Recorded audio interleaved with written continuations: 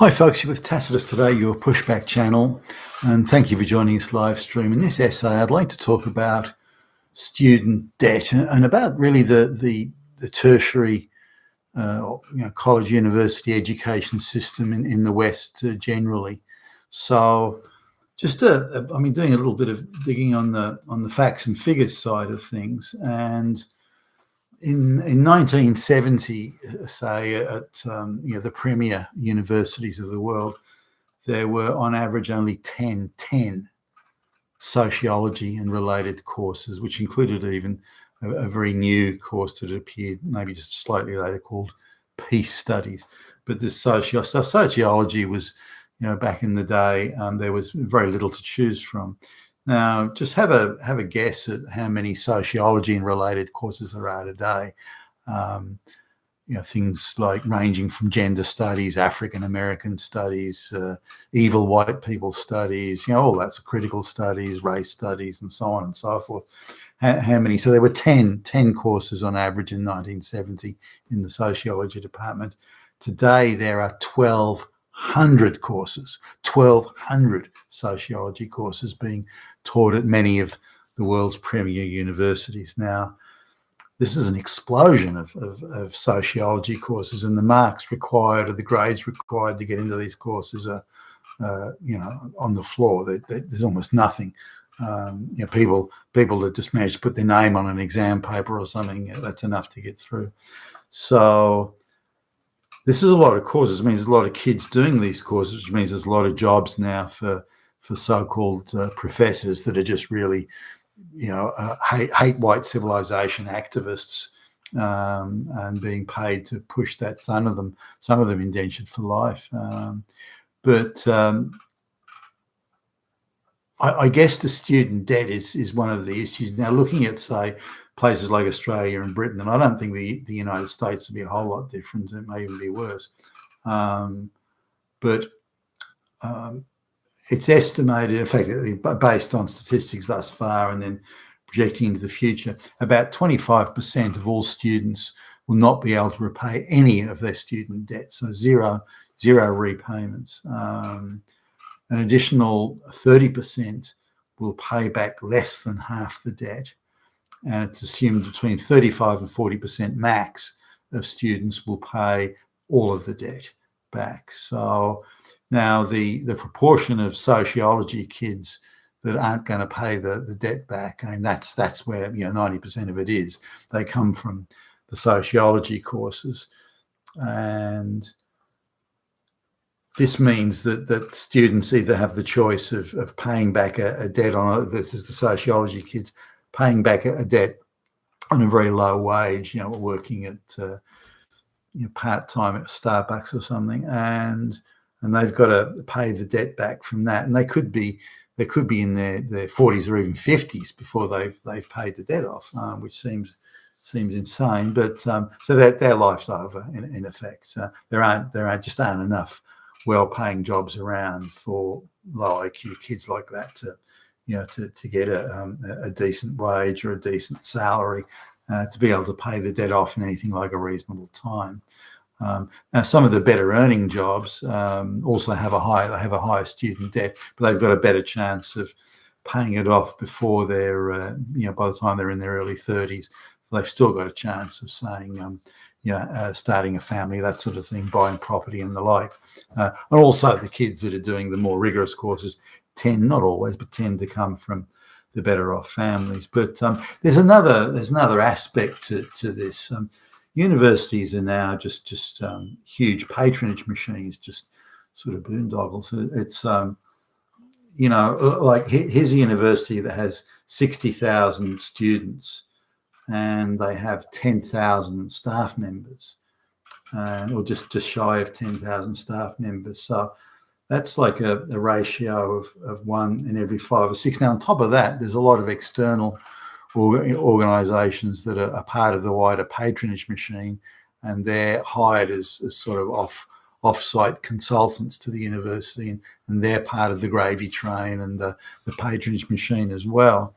So you're looking at, say, one staff member to every 5 or 6 students, Now, there's a lot of pork going around these universities, but in sort of the 1970, you'd have one staff member for every 20 or 25 students. That gives you an idea as to there are now, on a relative basis, 5 times as many admin and educational staff, teaching staff as there were in 1970.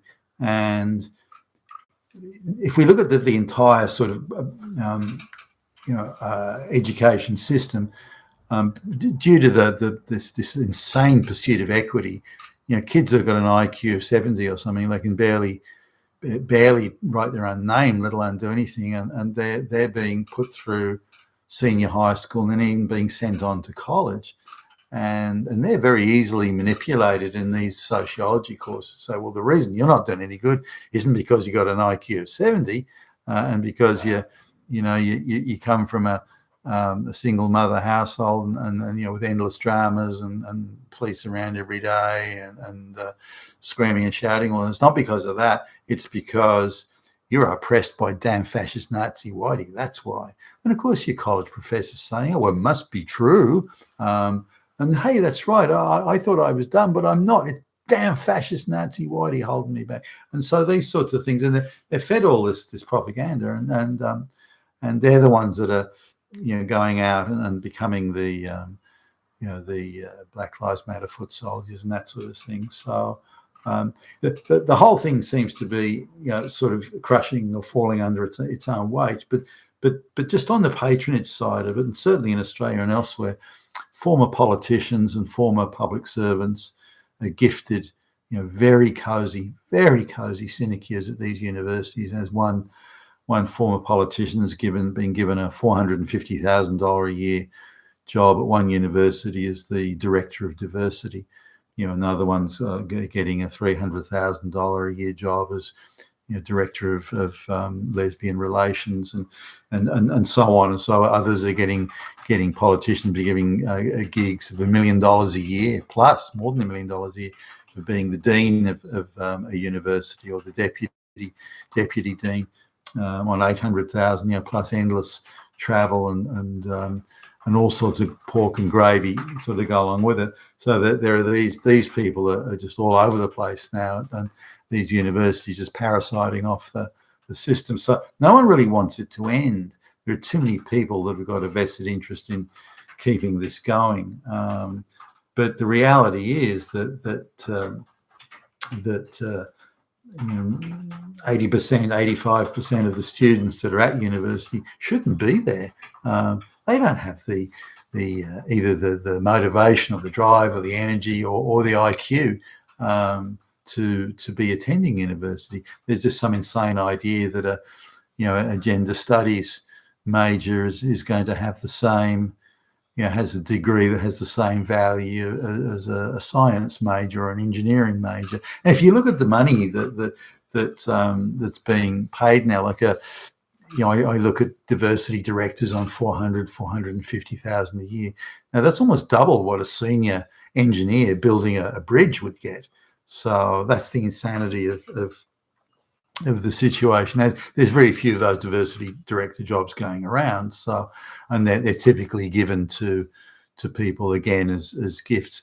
Also, even jobs in universities, like a basic sort of a full-time administration job on pretty much the average wage.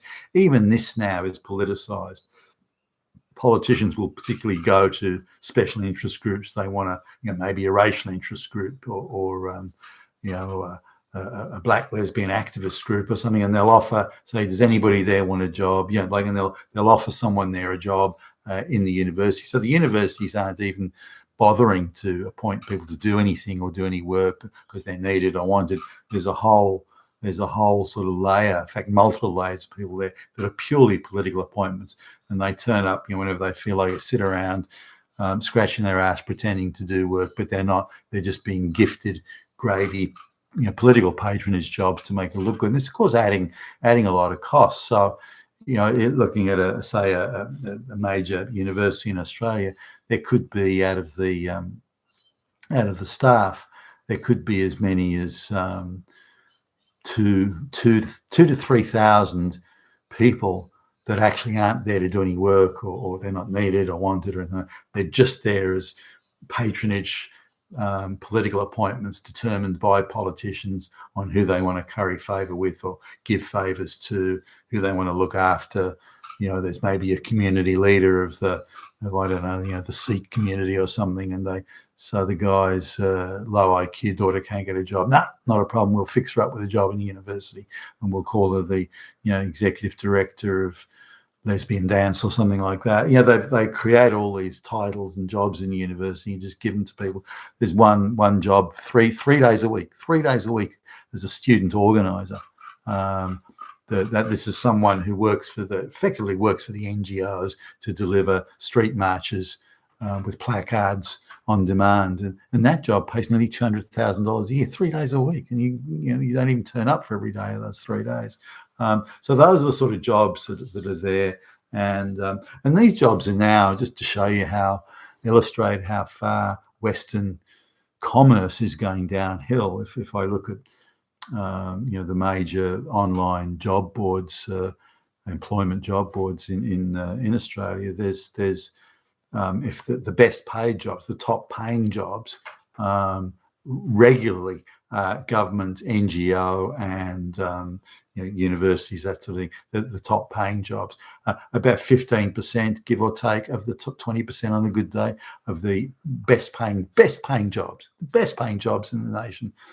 In the private sector, the rest are all, as I say, NGOs, government quangos, government jobs, and so on.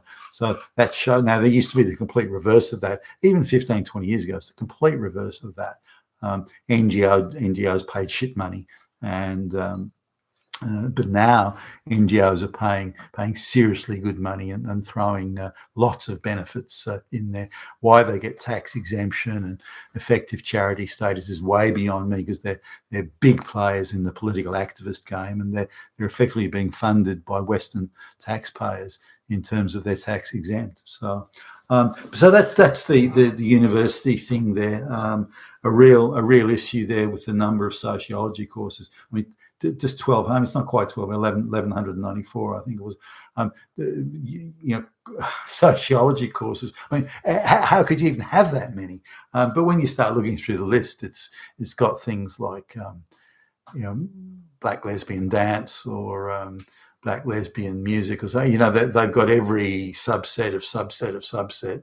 They create a separate course. Each one of these crazy courses having, of course, a much lower entry requirement, but still they're stiffing these kids. They can still walk out at the end of 3 years with a bullshit, worthless degree and still be in debt for $40,000-$50,000. And if you look at the sort of wage they're going to make working part-time at Starbucks, it would take them a whole lifetime to be able to pay that off. And I don't think it's fair to them. It's certainly not fair to the taxpayer or fair to anybody. But because now the universities are such a huge gravy train, such a huge patronage machine, nobody wants to stop it. You've been with Tacitus today, your Pushback channel, and thank you for listening.